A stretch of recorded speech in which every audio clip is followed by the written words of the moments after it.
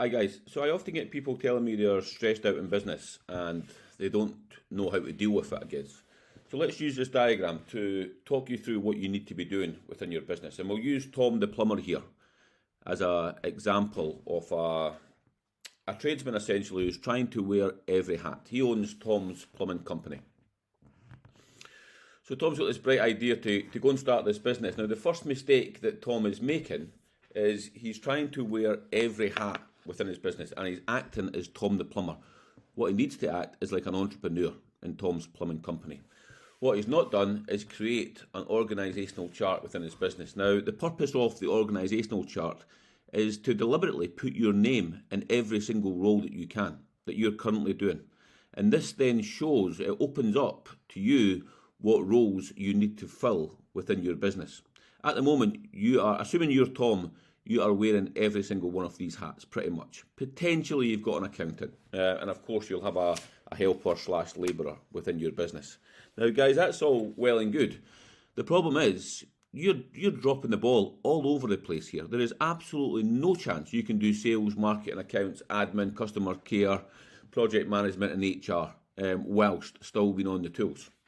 So once you create one of these guys, you understand, you get the clarity that you need to know what roles you need to work on. Now, this obviously gives you major problems, but the first role most people would look to change would be admin. So this video will catch up in a second, but what we need to do is change the admin and get somebody in, may that be remotely or within the office. And let's call this person Liam.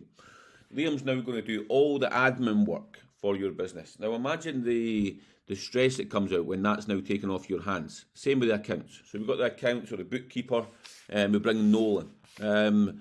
All your numbers are getting looked at properly, all your admin's getting done properly, and then you're essentially then a project manager. Yes, you'll still be doing the sales and the marketing. Nevertheless, you're still stressed out. Your workload is way more than you need to be, and you just don't have the workforce. You don't have the workforce to essentially allow you to focus on, for example, the CEO role. So what you need to do is, as a CEO, you then need to delegate. You need to figure out what roles within the company. You're always going to be CEO and GM for the interim period until your business is a lot bigger. What happens is you're having to work harder. You're still on the tools, and that's one of the first problems. Your first protocol should be to get you off the tools within your business. And then after that, we can look at bringing more people into the actual tools. So you've got lots of demand, you just don't have the supply or the men to do it. And you don't need me to tell you, that's a big problem. So what you need to do, you as the CEO and the GM, you need to look and speak to the HR person. Now, obviously, you are the HR person at this point, but assuming there's 3 different roles, you need to speak to the HR person and say, right, okay, you're going to get fired essentially if you don't get me more staff. We need more staff into this business. You need to up your game here dramatically. Okay, the HR guy is then going to say to Tom the plumber, Tom, let's look to get somebody else into this business. We need another plumber into this business. So we go out and we get another plumber. Potentially we get another 2 plumbers. Now, guys, once you've got at least 2 plumbers, you can then essentially step off the tools. And once you've stepped off the tools, even for 1 to 2 days a week, then you can start to actually work on your business rather than in your business. You can then start to look at marketing a little bit deeper. You can then start to look at project management, maybe even get somebody in to do HR. So as you can see, we've now got Paul and a labourer within the actual team here. And soon enough, we'll get another Paul or someone else into your actual teams. And then Tom, i.e. you, can jump out of team 1 and into the works role, the project manager. So let's say John comes in. We've now got 3 teams. That's essentially going to allow Tom to jump into, let's say, the works role, project manager role. Bear in mind, he's still CEO, GM, sales, marketing, etc. And guys, the process continues. This is what happens. The process continues. Eventually, you're going to look to get somebody into the actual sales and marketing role. You may even get somebody to come in and split both roles. But again, that's going to free Tom up to essentially oversee the business from above. And guys, in a nutshell, this is what we need. This is what we need.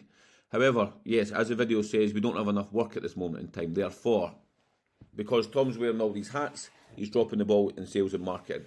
So we're probably going to want to employ somebody for sales and marketing. Let's say, excuse me, let's say we bring somebody in for marketing and sales. We'll call him Ringo. Right, Ringo, like Ringo Starr for the Beatles. So Ringo's going to come into your business and work on sales and marketing. That's then going to free Tom up for that. Potentially get some promote George from team 1 up to project management.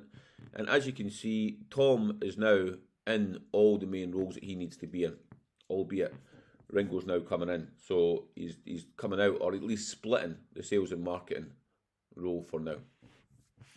And guys, as you can see, look at what's happened to your working week. You're now no longer doing accounts, admin, customer care, project management. You're acting as a CEO and a GM. Yes, of course, you're going to still dip your toes into HR and customer care, but most of your roles are now essentially taken care of.